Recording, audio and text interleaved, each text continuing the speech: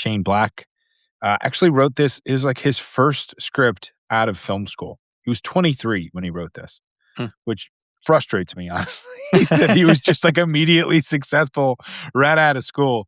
But the man can write. And he said in interviews that, he basically wanted this to be an urban Western. So he pulled from a lot of Westerns, put into modern day LA. We just watched Bushing Sundance a few weeks ago. And so there's elements of that. Dirty Harry, which is not really a Western, but it's kind of the same, gritty. What if you put like a Western star in, LA or California in its heyday of crime. And then, so Richard Donner, who is the director, made Goonies and Superman. He obviously brought a more fun, feel to it. So that's what, when you're kind of feeling that mixture of the grittiness and the, high stakes and kind of some dark stuff that they go through. He lost his wife and Murtaugh's concerned with losing his family and in this whole thing, mixed with just the witty banter and the fun and the, the kind of the goofiness, the childlikeness of it that Richard Donner brings. And so they both kind of brought their elements to it, which is, I think, just such a great mixture. And so when you have Dirty Harry, there's even homages to it throughout it that you can see, like in the shooting scene where Murtaugh holds up the gun, at the car. And that's in like that whole famous Dirty Harry scene of the, do you feel lucky, punk? Do ya? Clint Eastwood, super famous. The revolver is out of ammo, which is kind of the where that line comes from. And so Murtaugh has that same revolver. And then, Richard Donner he said he wanted to make it more, if it was going to be a Western, he wanted it to be more of a John Wayne Western, right? So not gritty and bloody and like Dirty Harry was. He wanted it to be more like kind of fun, like a Red River type thing. And you can feel that stuff too. So even in the scene where Riggs and Murtaugh are introduced to each other, you kind of see elements of this, right? Where, Riggs is there, Murtaugh's, detective is telling him that he's getting a new partner, and he just sees this random guy, looks kind of sketchy, pulls out, starts checking at his gun. Good, we got a gun. Runs at him to try to tackle him, I guess. And then Riggs just completely pulls a nice little judo move on him and takes him down. And that's the first, I'm too old for this shit. Yeah. Which is just a legendary line. I mean, I'm sure you probably heard that line, even not having seen this movie. Right. There's a whole Always Sunny episode about it. I believe it. But the little hat tip that he does is to me, it feels like kind of an old John Wayne Western, like the way he tips his hat. And yeah, but just, basically Riggs, I think they're saying in that scene, Riggs is a cowboy, right? Riggs is not somebody who's going to be held into the rules. He plays, he's kind of out there in the Wild West playing by his own rules.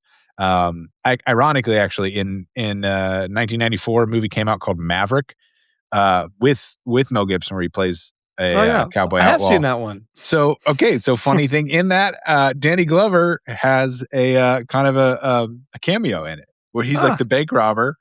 And it's a kind of funny fourth wall thing where he pulls his bandana down and they look at each other and they're like, almost kind of like, do we know, like a deja vu other life thing? And they're like, no. And the guitar, you actually hear the guitar play the tune from Lethal Weapon.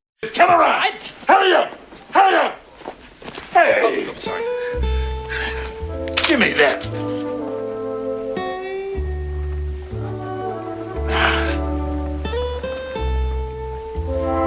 Oh, I'm getting too old for this shit. Come on! Like that whole back and forth, that line, it's so iconic. It's branching into other movies that don't have anything to do, not even at the same time. Like that movie takes place 100 years before this. But it's just, it's iconic and it's timeless. Perfect. So I'm glad you got to experience it. I'm going to get all the references from now on. Just like Lebowski. Now we can actually have conversations that you're not totally confused by. I do like that. So, yeah, but Riggs and Murtaugh, they're, they are a little bit of fire and ice, but For they're sure. perfect. Yeah, I mean, the casting was great. Ironically, they're not that far apart in age. Danny Glover was only 40 when he got casted to do this, and Mel Gibson was 30. So, like, they're only 10 years apart, but they play, like, way 20 different. years apart, yeah. Literally, they play 20 years apart. And some of that's just Danny Glover playing up. He does a great job of it.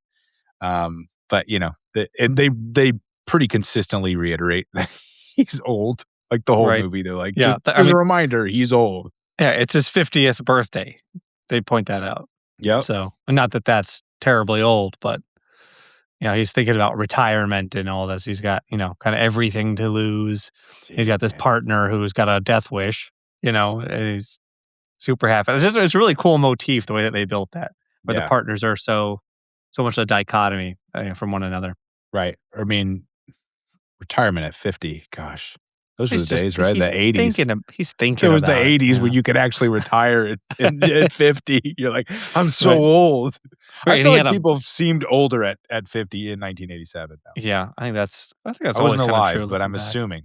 I feel that. In the 90s, as I can say, as the 90s, early 90s. But then 50 you learn seemed like 90. He has a boat and 3 kids and a house. In LA. Yeah. Yeah, on a police detective salary? Correct. I think he was doing some stuff under the table. I don't know. I think it's just the difference in the dollar, over those years.